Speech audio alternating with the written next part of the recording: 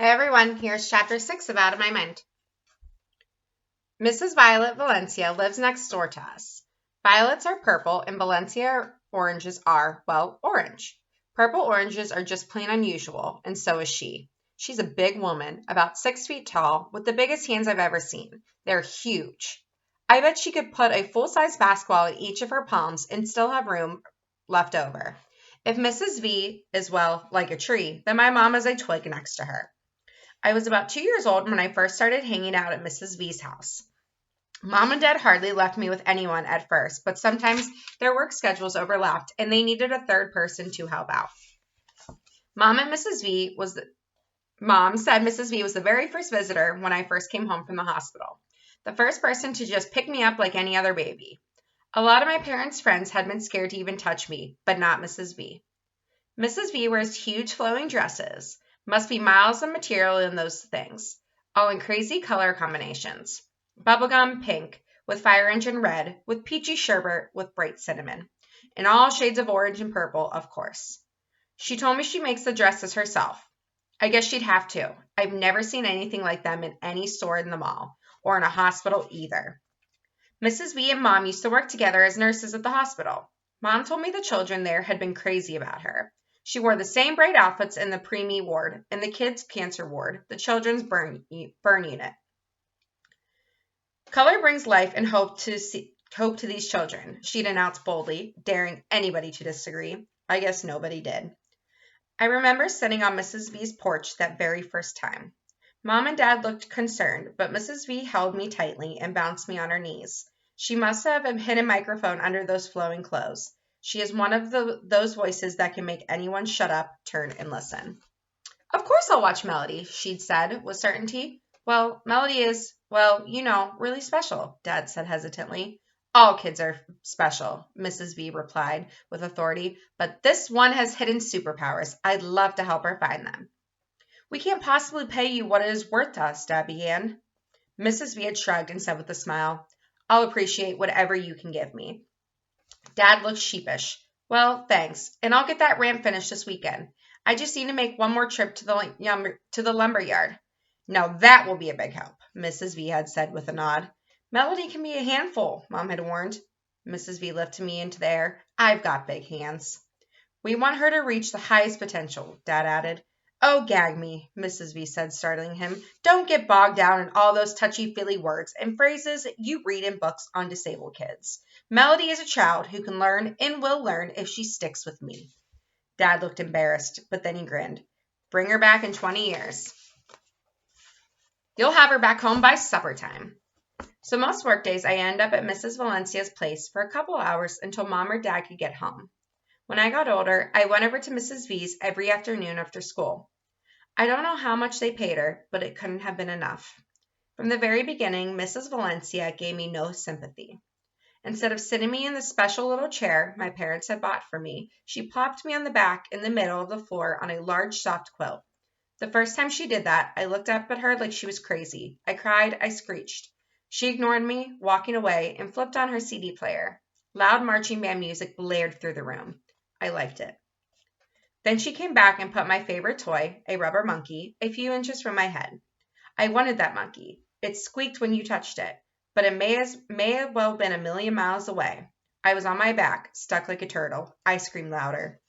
Mrs. V sat down on the quilt. Turn over, Melody, she said quietly. Sometimes she can make her voice really soft.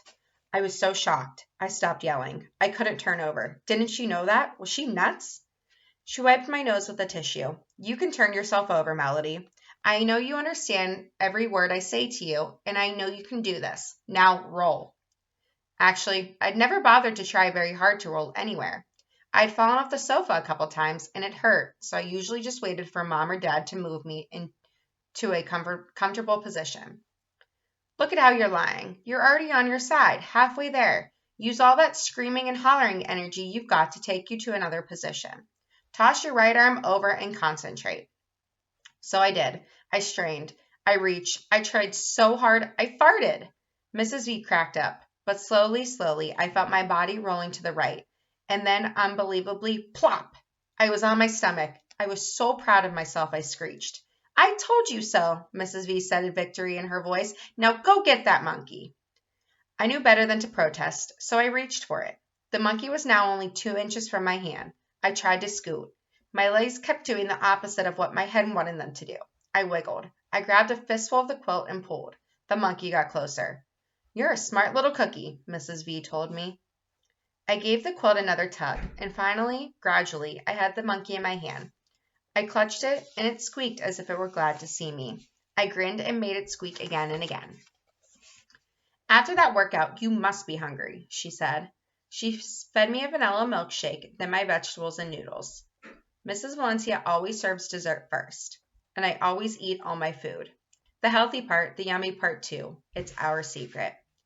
Mrs. V is the only person who lets me drink soda. Coke, Sprite. I love the nose trickling burp. Mom and Dad mostly give me milk and juice. Mellow Yellow is my favorite. Mrs. V even started calling me that. At Mrs. V's house, I learned to scoot and then to crawl. I never won a baby crawling contest, but by the time I was 3, I had learned to get across a room. She made me figure out how to flip myself over from front to back and back to front again. She was tough on me. She let me fall out of my wheelchair onto pillows so I can learn how to best to catch myself. Suppose somebody forgets to fasten that seatbelt of yours, she said in that voice that sounded like she was chewing gravel. You better know what to do, or you'll bust your head wide open. I didn't want a busted head, so we practiced. She sent me back home. Tell Mom I had a good dinner, a good poop. I have no idea what my parents think why my parents think that's so important. Then wink at me. I was like her secret mission. Once I started school, however, I discovered I had a much bigger problem than just falling out of my chair. I needed words. How was I supposed to start learning anything if I couldn't talk? How was I supposed to answer questions or ask questions? I knew a lot of words, but I couldn't read a book. I had a million thoughts in my head, but I couldn't share them with anybody. On top of that, people didn't really expect the kids in H5 to learn much anyways. It was driving me crazy. I couldn't have been much more than 6 when Mrs. V figured out what I needed.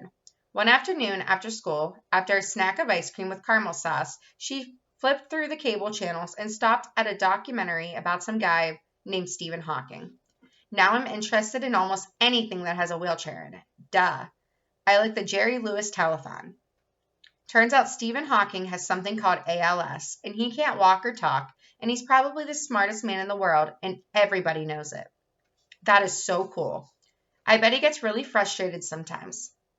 After the show went off, I got real quiet. He's like you, sort of, isn't he? Mrs. V asked. I pointed to yes on my board, then pointed to no. I don't follow you, she scratched her head. I pointed to need on my board, then to read. Need/read. Need/read. I know you can read lots of words, Melody, Mrs. V said. I pointed again. More. I could feel the tears coming. More, more, more. Melody, if you had to choose, what would you rather be able to do, walk or talk? Talk, I pointed to my board. I hit the word again and again. Talk, talk, talk. I have so much to say. So Mrs. V made it her new mission to give me language. She ripped all the words off my communication board and started from scratch. She made the new words smaller so more could fit. Every single space on my talking board got filled with names and pictures of people in my life. Questions I might need to ask, and a big variety of nouns, verbs, and adjectives, so I could actually compose something that looked like a sentence. I could ask, where is my book bag? Or say, happy birthday, Mom, just by pointing with my thumb. I have magic thumbs, by the way. They work perfectly. The rest of my body is sort of like a coat with the buttons done up in the wrong holes. But my thumbs come out with no flaws, no glitches. Just my thumbs. Go figure. Every time Mrs. V would add new words, I learned them quickly, used them in sentences, and was hungry for more. I wanted to read. She made me flashcards. Pink for nouns, blue for verbs, green for adjectives. Piles and piles of words I learned to read. Little words like fish and dish and swish. I like the rhyming words. They're easy to remember. It's like a buy one, get the rest free sale at the mall. I learned big words like caterpillar and mosquito, and words that follow crazy rules like knock and gnome. I learned all the days of the week, months of the year, all the planets, oceans, and continents. Every single day I learned new words. I sucked them in and gobbled them up like they were Mrs. V's cherry cake. And then she would stretch out the cards on the floor, position me on a big pillow so I could read them. And I pushed the cards into a sentence with my fists. It was like stringing the beads of a necklace together to make something really cool. I like to make her laugh, so I put the words into wacky order sometimes. The blue fish will run away. He does not want to be dinner. She also taught me words for all the music I heard at home. I learned to tell her the difference between Beethoven and Bach, between sonata and concerto. She'd pick a selection on a CD, then ask me the composer. Mozart. I point to the correct card from the choices she set in front of me. Then I point to the color blue on my board. Huh? She asked. When she played a selection from Bach, I'd point to the correct composer, then once again touch the color blue on my board. I also touched purple. She looked confused. I searched around for the right words to explain what I meant. I wanted her to understand that music was colorful when I heard it. I finally realized that even Mrs. V couldn't figure out everything in my head. We kept going. Sometimes she'd play hip-hop music, sometimes oldies. Music and the colors it produced flowed around her as easily as her clothing. Mrs. V took me outside in all kinds of weather. One day she actually let me sit outside in the rain. It was steaming hot, and I was sticky and irritable. It must have been about 90 degrees outside. We were sitting on her porch, watching the storm clouds gather. She told me the names of all the clouds and made up stories about them. I knew that later she'd have the names of every kind of cloud on word cards for me. Big old Nimbus up there. He's black and powerful and can blow all the other clouds out of the sky. He wants to carry Miss Cumulus Cloud, but she's too soft and pretty to be bothered with such a scary guy. So he gets mad and makes storms, she told me. Finally, old Nimbus got his way and the rain came down around me and Mrs. V. It rained so hard I couldn't see past the porch. The wind blew and the wet coolness of the rain washed over us. It felt so good. A small leak on Mrs. V's porch let a few drops of rain fall on my head. I laughed out loud. Mrs. V gave me a funny look, then hopped up. You want to feel it all? She asked. I nodded my head. Yes, yes, yes. She rolled me down the ramp Dad had built, both of us getting wetter every second. She stopped when we got to the grass, and we let the rain drench us. My hair, my clothes, my eyes, arms, and hands. Wet, wet, wet. It was awesome. The rain was warm, almost like bath water. I laughed and laughed. Eventually, Mrs. V rolled me back up the ramp and into the house, where she dried me off, changed my clothes, and gave me a cup of chocolate milk. She dried off my chair, and by the time Dad came to pick me up, the rain had stopped and everything was dry once more. I dreamed of chocolate clouds all night.